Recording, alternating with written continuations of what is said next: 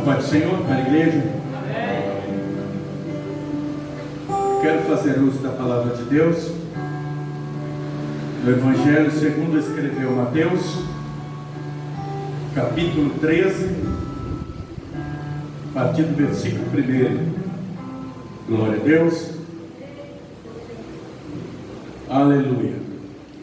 Diz assim a palavra de Deus: tendo Jesus saído de casa naquele dia, estava assentado junto ao mar.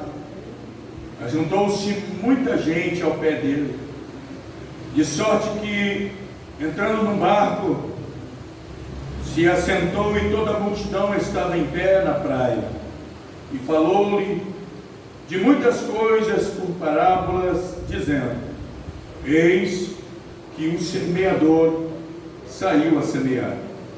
E quando semeava, uma parte da semente caiu ao pé do caminho.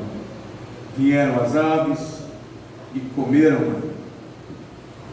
Outra parte caiu em pedregais, onde não havia terra bastante, e logo nasceu porque não tinha terra funda. Mas vindo o sol, queimou-se e secou-se porque não tinha raiz. E outra caiu entre espinhos, e os espinhos cresceram e sufocaram. E outra caiu em boa terra e deu fruto, um a 100, outro a 60 e outro a 30.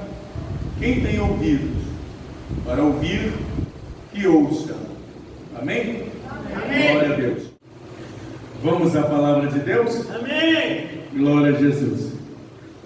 Queridos irmãos, nesta noite eu quero explanar, falar com os irmãos acerca de uma parábola bastante conhecida que Mateus ele vai trazer para nós, entendendo que a minha fala, sempre que tomo o Novo Testamento, mais precisamente os Evangelhos, é falar que Mateus escreve para os judeus e ele vai falar acerca do Messias, vai mostrar Jesus como Messias. O Marcos, Jesus como o servo fiel. João, Lucas, melhor dizendo, vai mostrar Jesus como o homem perfeito, e João vai mostrar Jesus como filho de Deus. E dentro dessa biografia, que são a junção, que é a junção desses 4 evangelhos, nós vamos entender quem é Jesus, a sua obra, tudo quanto ele fez, os milagres, né? Louvado seja o nome do Senhor. O período que ele demorou para se apresentar, já vista aos 12 anos de idade, ele foi encontrado no templo.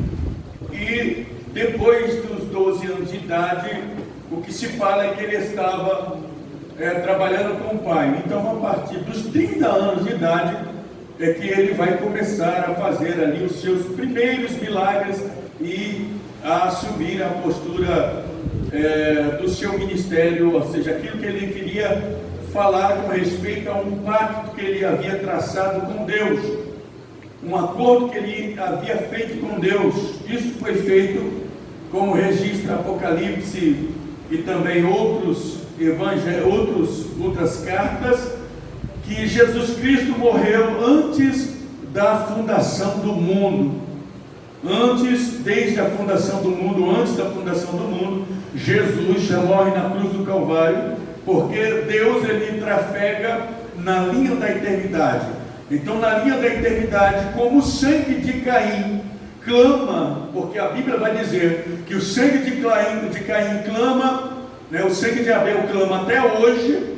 Então nós vamos entender que o sangue de Jesus, ele tem poder salvífico, tem poder libertador, tem poder para fazer a obra que nós cremos que ele está fazendo. Louvado seja o nome do Senhor. Então, quando ele inicia o seu ministério na terra, ele vai, segundo a instrução de Mateus, inspirado pelo Espírito Santo, mostrar, apresentar a parábola, um dos fatos, um dos momentos da vida de Jesus. A multidão ia apertando ele, a multidão ia apertando, muito próximo a ele, até que então ele toma a ideia de ir para um barco, e dentro desse barco ele afasta um pouco da margem, e a multidão que o apertava vai ficar ali na areia, na margem daquele mar, e então Jesus vai começar a ensinar do barco, e a multidão vai começar a ouvir da praia. O que ele começa a dizer é a parábola do semeador. E aí nós, fazendo análise da qualidade de terreno, de solo, onde a semente foi lançada pelo agricultor. Então ele diz assim: eis que o semeador saiu a semear. Então o semeador costumeiramente vai jogar a semente. Mas nós entendemos que, louvado seja o nome do Senhor, o semeador, como agricultor, ele tem a obrigação, ele tem o cuidado, ele tem a atenção de observar se o terreno é apropriado, se o terreno é propício para ser lançada a semente.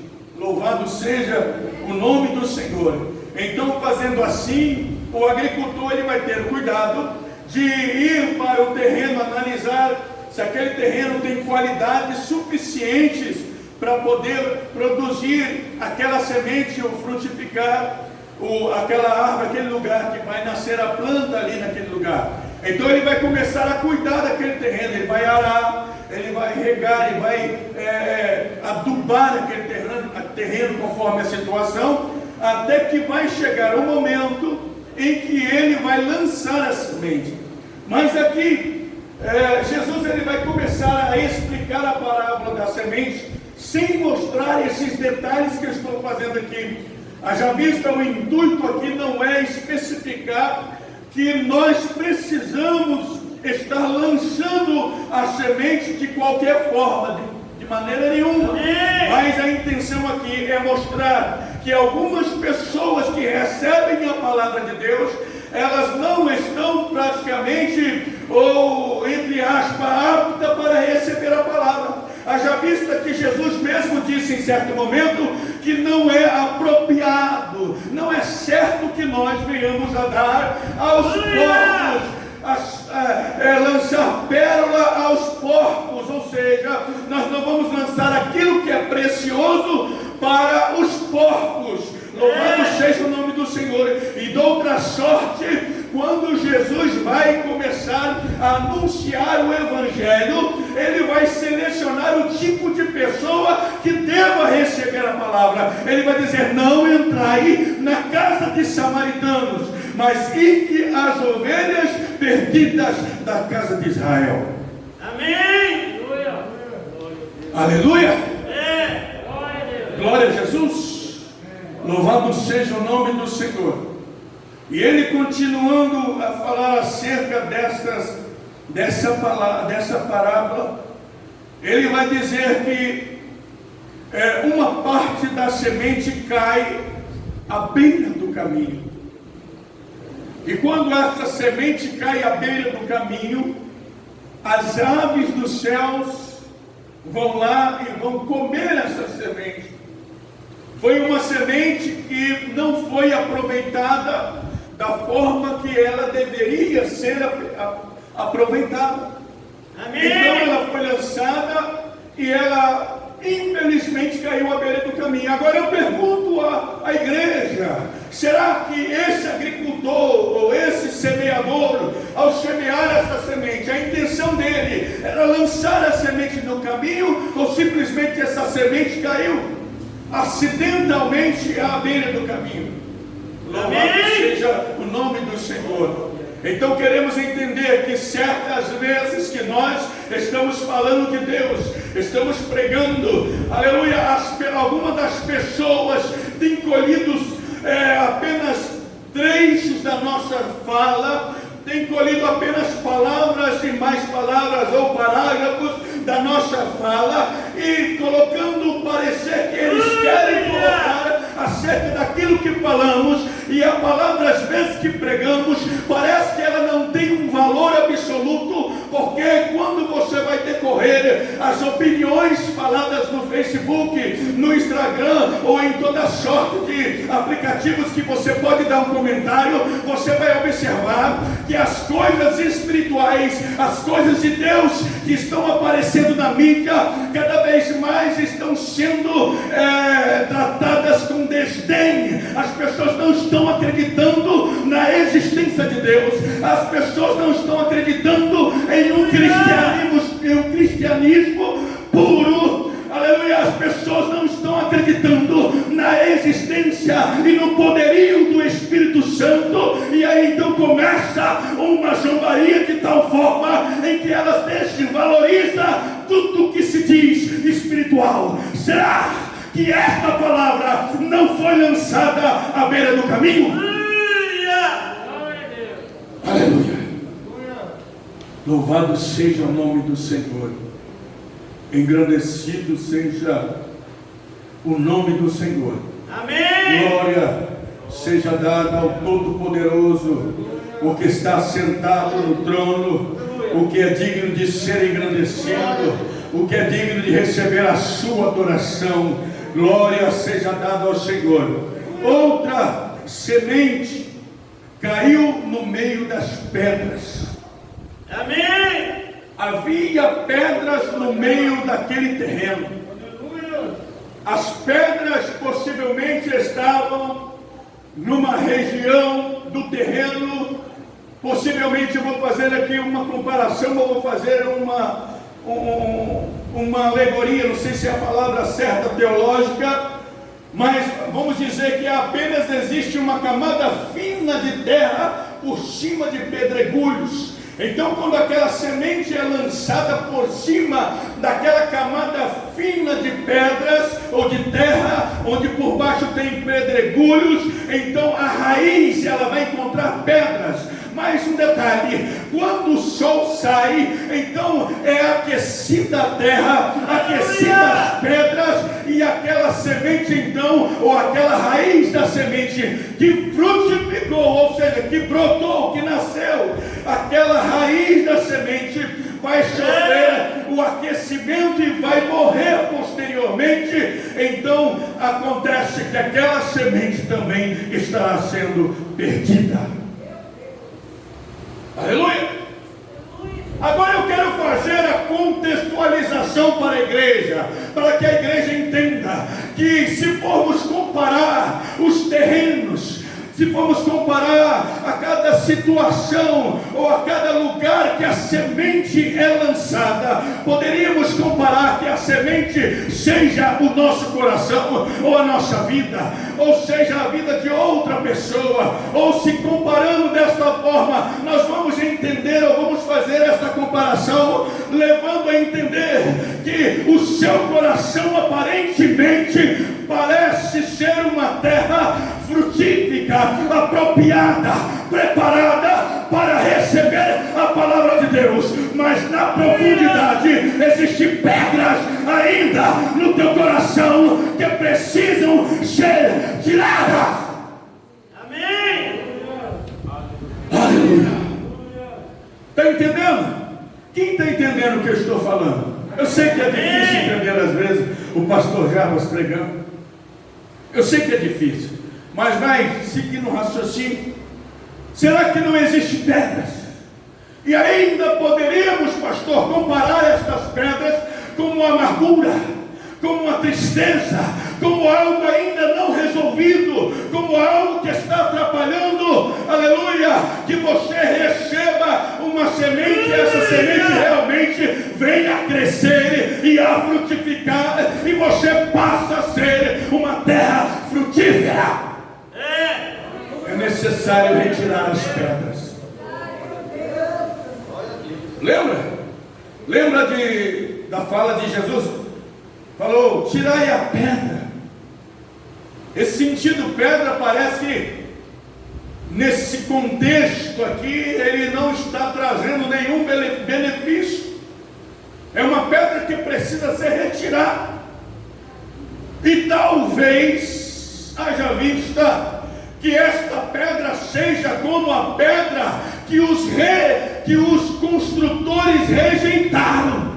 E é Cristo a pedra. E aí, quando esta pedra que está no caminho dos construtores, os construtores eles vão tropeçar nessa pedra. Jesus passou a ser pedra de tropeço.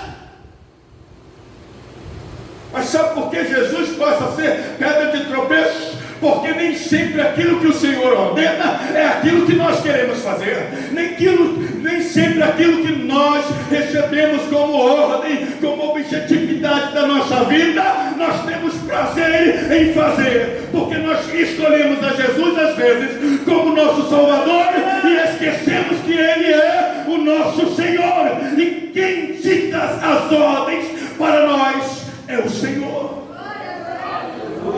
Aleluia. Aleluia.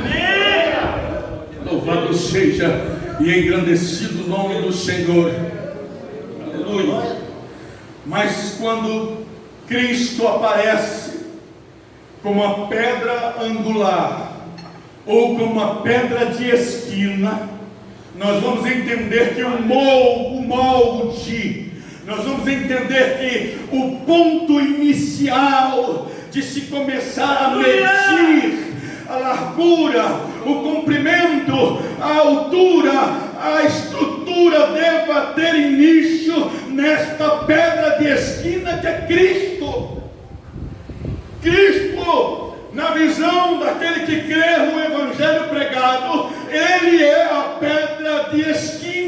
E como pedra de esquina, os edificadores começarão a pôr sobre este fundamento. É como Jesus falou para Pedro: Pedro, sobre esta pedra edificarei a minha igreja. Ou seja, a igreja de Jesus é edificada sobre ele. Jesus, ao mesmo tempo que é pedra, ao mesmo tempo que ele é estrutura lá embaixo, lá no profundo, também ele é cabeça para ser guia, para ser Senhor e para ser Salvador de nossa vida.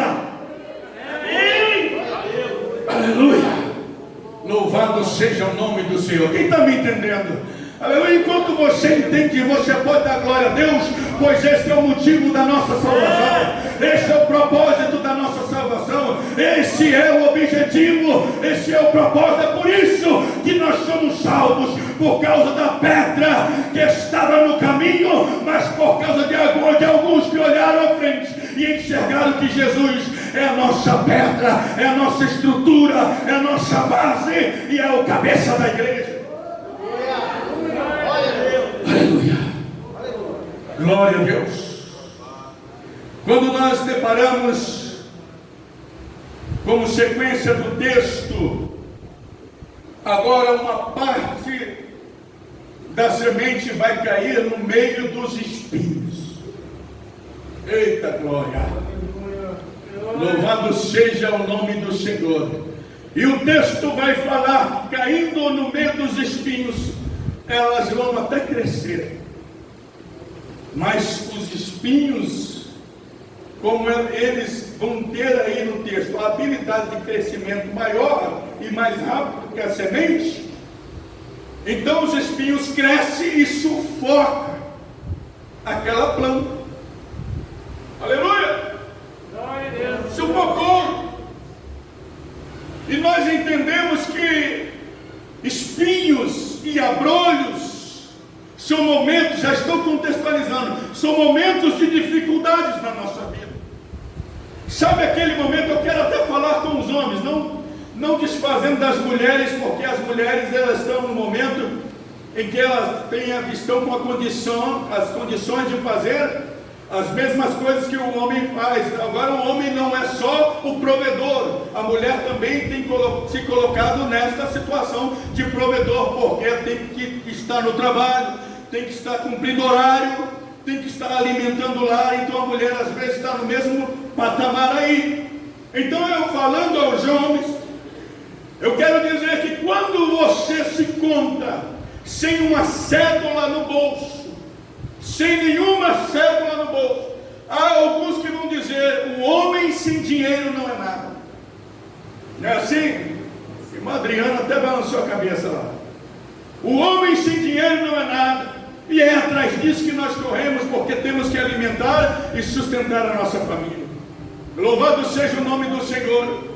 E então o homem, dentro dessa perspectiva, dentro desta análise que ele vai criando, ele vai arranjando formas e jeitos e maneira. Às vezes, quando ele não tem o dinheiro, ele vai optar pelo cartão. Quando o cartão não está sendo suficiente, ele opta pelo empréstimo, vai convidar um amigo para ser generoso com ele, emprestar o dinheiro, para passar aquele momento de adversidade, de dificuldade, de abrolho, de espinho na vida dele. Porque se o dinheiro falha, segundo a teologia da administração financeira e ética cristã, vai reger que, aleluia, diversos problemas advindos dentro da família é a situação financeira. Então, quando a situação financeira aperta, nós vamos correr para o nosso braço. E aí, o nosso braço, vamos medir a força dele. Se ele tem capacidade de erguer, se ele tem capacidade de cavar e procurar um jeito, uma maneira de resolver o problema. E somente quando todas as possibilidades são escassas, são utilizadas e não há jeito, aí então alguns recorrem ao Senhor. Outros sim, aqueles que não recorreram ao Senhor, começarão a perceber que estão murchando debaixo do espinheiro, de fronte o abrolho, porque não tem estrutura espiritual para romper e vencer as dificuldades financeiras e críticas dentro do casamento. Nenhum glória. Mas tá bom. Eu quero que você entenda que quando apertar, que quando você tiver dificuldade, haja vista a necessidade de, antes de você deixar tudo, recorra ao provedor. Eu poderia me ater aqui a esta fala e começar a contar alguns flashes da minha vida, e eu vou fazer isso. Uma certa vez, há muitos anos atrás, isso é para, se você crer, tudo bem, se você não crer, não tem problema. Minha esposa está aí, depois você bate um papo com ela. Amém! Eu estava num dos cômodos da casa, possivelmente no quarto ou na sala, e minha esposa na cozinha. E o período em que o gás deveria acabar já tinha chegado. E aí, naquele momento, ela grita: "Mô!" Ela me chama de Mô. O gás acabou. Eu falei: "Vira, Buti", já virei. É assim que a gente faz, né? Não tem jeito. "Vira, Buti", e virou. Ela grita lá: "Já virei". Então você desvira ela, faz uma oração e liga o gás. Ela tem mais fé do que eu. E ela pegou e ligou o gás. Fez a oração e ligou o gás. Eu estava desempregado.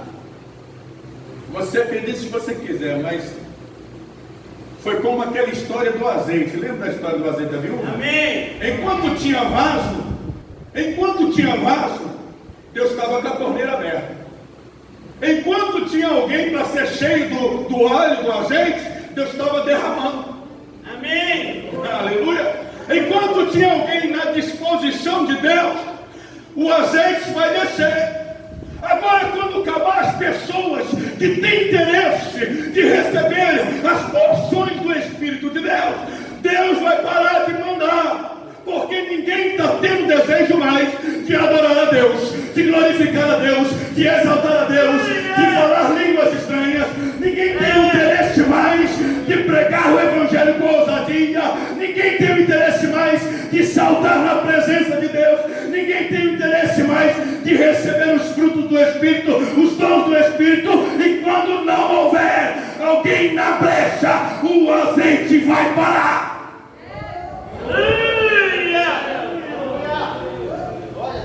Só que tem um detalhe. Eu lembrei de Elias. E aí quando Elias achou que era o bam, estava dentro da caverna, Deus vai falar com ele: olha, eu separei ainda remanescentes. Quando você achar que tudo acabou, pode saber, Deus vai começar a levantar remanescentes. Deus vai começar a levantar remanescentes. Alguém ainda cheio do Espírito Santo para fazer a obra de Deus. Glória! Louvado seja o nome do Senhor. Tudo isso para dizer que os espinhos e abrolhos podem sim te matar. Amém. Mas foca, olhe como Colossenses, a palavra escrita aos Colossenses: buscai as coisas que são de cima. Aleluia. Possivelmente, se não me falha a memória, como diz o profeta Isaías: olhai para o Senhor e seja salvo. Aleluia. Glória a Jesus. Nós vamos entrar no quarto tipo de terreno. E aí, esse terreno é frutífero, porque não tem pedras. Porque esse terreno também não passa boi ou gente no meio dele para que ele vire caminho. Já viu na roça, no meio do pasto, aquele caminhozinho ali, onde as pessoas vão caçando trilha no meio do pasto? Aquilo ali onde o ser humano, o boi passa, nasce capim. Mas onde o ser humano passa, não nasce mais capim. Fica sempre sem capim ali. Só depois de algum tempo que pode nascer. Mas enquanto o ser humano está transitando, porque aquilo foi solado pelos pés do boi, foi solado pelos pés do ser humano. E o terreno, ele não tem caminho, não está ali. E ele também, ele não tem espinhos, abrolhos. Então é um terreno que está fácil para receber a palavra. E aí eu posso comparar esse terreno a você, porque você teve a disposição de sair do teu lar, teve a disposição de largar a Netflix, o YouTube, o Instagram, o Facebook. Já prestou atenção quanto tempo nós ficamos no Facebook? Pesquisando e analisando a vida dos outros. Mas hoje foi diferente, porque nós decidimos estar na casa de Deus para ouvir a palavra de Deus. E a palavra pregada aqui, eu vou compará-la à semente. Amém. Pois esta é a intenção da palavra, do texto em apreço. E eu vou comparar que você seja esse terreno, como Dante já estou fazendo. E eu espero que você receba esta palavra de bom grado. E a partir de então, você entendendo que você é terra frutífera, você vai frutificar. João capítulo 15, versículo 1: eu sou a videira verdadeira, e meu pai é o agricultor. E todo ramo que está ligado, ele vai sofrer dois ataques aqui. O primeiro, aquele ramo que não está frutificando, ele vai ser cortado da oliveira. E o segundo, o ramo que está frutificando, ele vai ser podado. E podar quer dizer que existem horas e áreas da nossa vida que elas vão atrapalhar em outras. Nós precisamos tomar atitudes que tudo seja para o bom andamento da obra do Senhor. E é aí que vai começar a aparecer frutos. É aí que vai começar a aparecer a pregação do Evangelho. É aí que vai começar a aparecer o bom testemunho. É aí que vai começar a aparecer a manifestação do Espírito de Deus para o mundo através da sua vida. Porque você é terra fértil. Aleluia. Aleluia. Louvado seja Deus. E a produção 30 por 1, 60 por 1, 100 por 1. Amém. Agora está ao seu critério. Ouvir a palavra, como o último versículo do texto vai dizer para fechar a mensagem.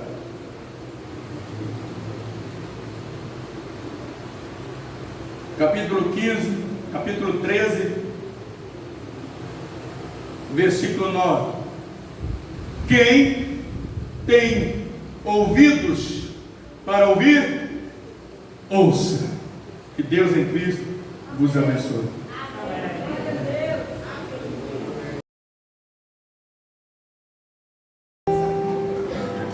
Se pelos vales eu peregrino vou andar, com a luz gloriosa de Cristo habitar, irei com meu Senhor pra onde Ele for, confiando na graça de Deus Salvador. Canta, igreja. Se Cristo comigo vai, eu irei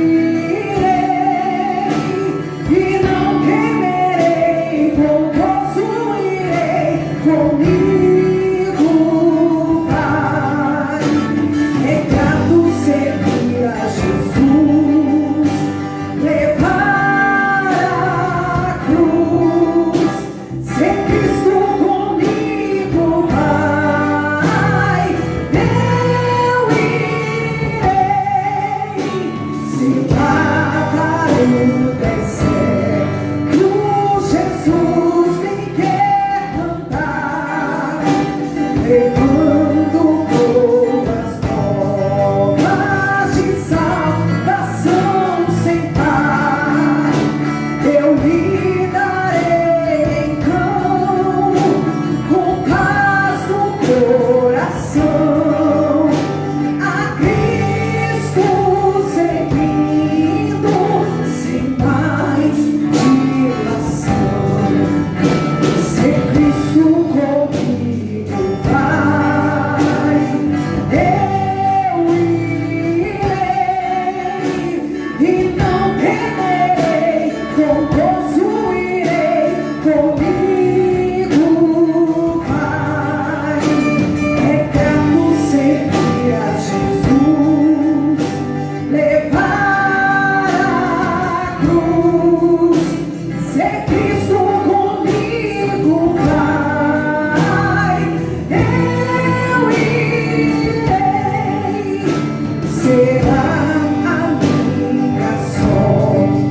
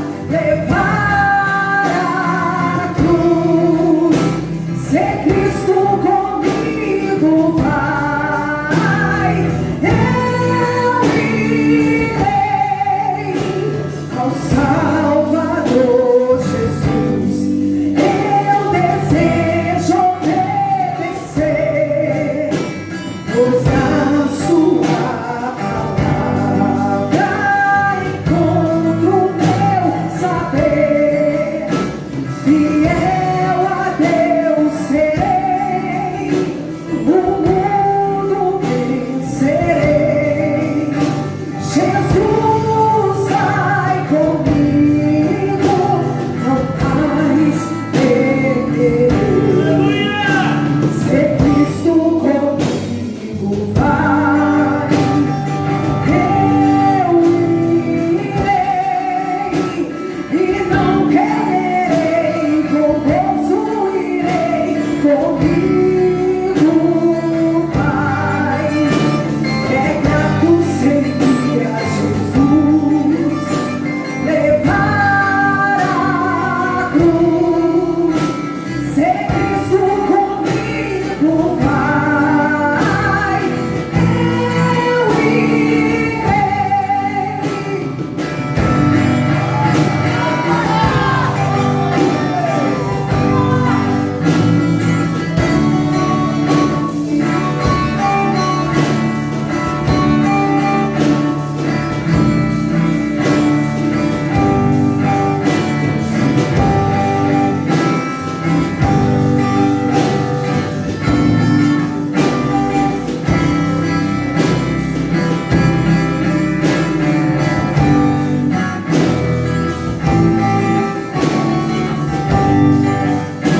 Se Cristo comigo vai, eu irei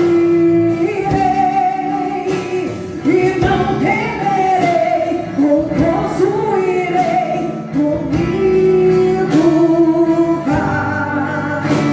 É grato servir a Jesus, levar a cruz. Se Cristo comigo vai, eu irei. Eu vou falar uns minutos aos irmãos, porque esta semana é a semana da ceia. E na semana da ceia, às vezes, nós começamos com uma palavra doutrinária na terça-feira. Por quê? Porque nós lutamos contra um adversário que ele não brinca de ser diabo. E ele não quer ver a sua felicidade. E às vezes ele lhe ataca por todos os lados. Para sábado na ceia, quando o diácono passar, você fazer disso. Não quero cear. E quando você não toma ceia, você vai enfraquecendo. Então nós gostamos de dar uma orientação à luz da Bíblia para que você não fique sem ceia. Para que você não venha enfraquecer. Que essa caminhada é longa. Eu já estou caminhando há 57 anos. Ainda não cheguei ao fim. Não sei quantos anos mais, mas ele sabe. Quantos anos eu ainda vou caminhar? Então eu tenho que estar ouvindo e guardando para chegar ao final da carreira, dando glória a Deus. Eu vou ler 2 versículos. Esforça e tem bom ânimo, porque tu o farás a este povo herdar a terra que eu jurei a seus pais e lhe darei. E mais velhos aqui é eu e Damaso. Nada mais. Só nós dois. Mas nós ainda estamos esforçando. E nós queremos esforçar até o último dia da nossa vida. Que a Bíblia, ela diz que o céu é tomado à força. E eu e Damaso precisamos nos esforçar. Hoje eu cheguei aqui 3 horas. Fui resolver algumas coisas com a secretária. E ela chegou resolvendo. E eu estou aqui. Porque eu amo a igreja. E Josué, não é Moisés, esforça-te e tem muito bom ânimo, porque tu o fará a este povo herdar a terra que eu jurei a seus pais e lhe darei. É uma promessa. E quem prometeu? Foi o Senhor. Ele é quem fez esta promessa.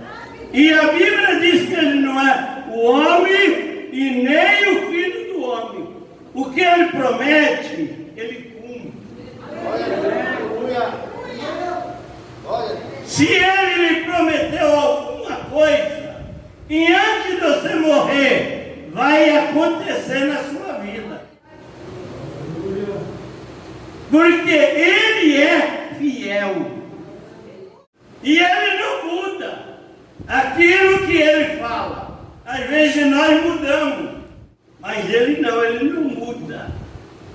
Eu quero ler um versículo em Mateus 14 e 27. Jesus, porém, lhe falou logo, dizendo: tende bom ânimo, sou eu. Meu irmão Jesus também. Ele é o dono, mas ele está dizendo: tende bom ânimo, porque sou eu. Não é fantasma, não, sou eu. Às vezes tem hora que a gente está na luta, pensa que é fantasma, mas é Jesus.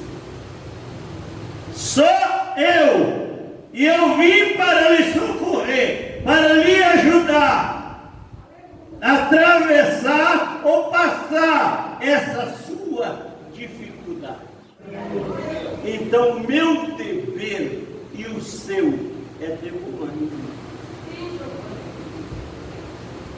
Não é olhar nem para a direita e nem para a esquerda, é olhar para frente. E eu vou chegar ao final.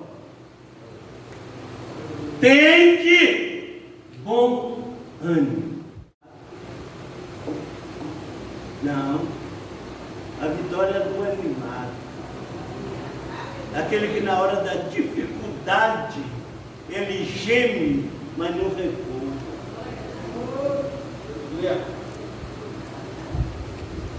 Quantas dificuldades eu já passei? Eu já passei dificuldade de dizer: vou escrever um abaixo-assinado.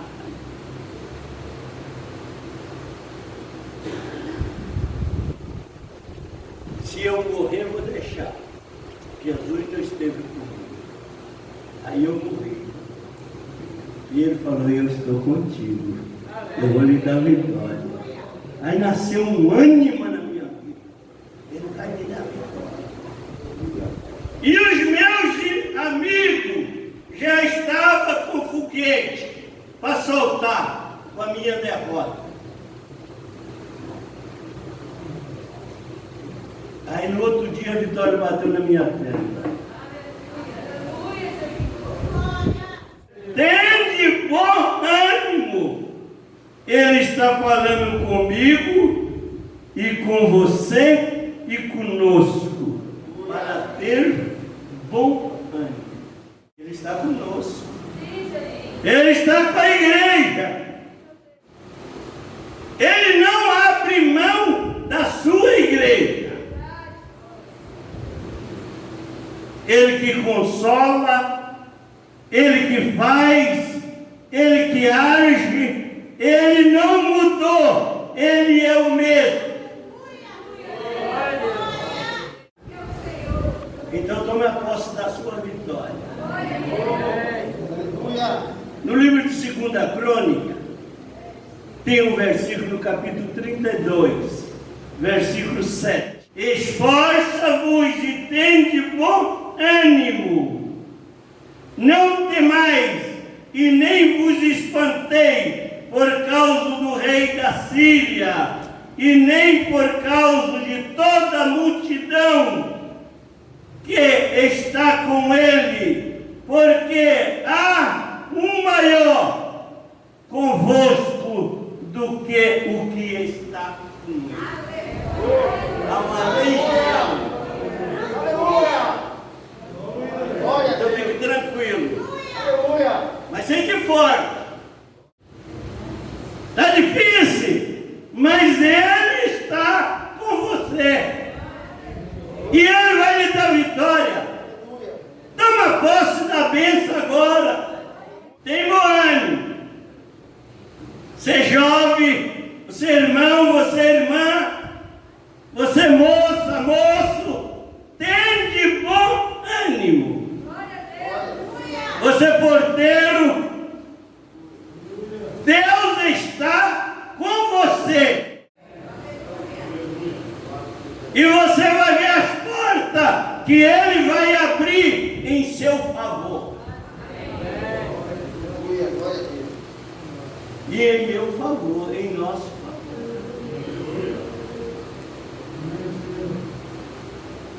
Esforçai e tende bom ânimo.